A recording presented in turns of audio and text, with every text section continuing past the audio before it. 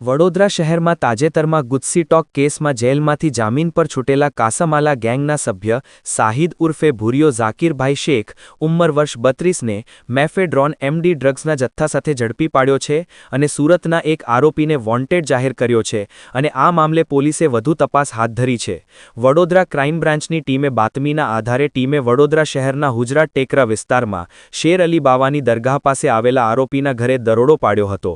અંગ ઝડપી લેતા આરોપી પાસેથી 2.80 ગ્રામ મેફેડ્રોન ડ્રગ્સ જેની બજાર કિંમત ₹6240 થાય છે, એક મોબાઈલ ફોન જેની કિંમત ₹5000 તથા ઘરનું લાઇટ બિલ મળી આવ્યું હતું।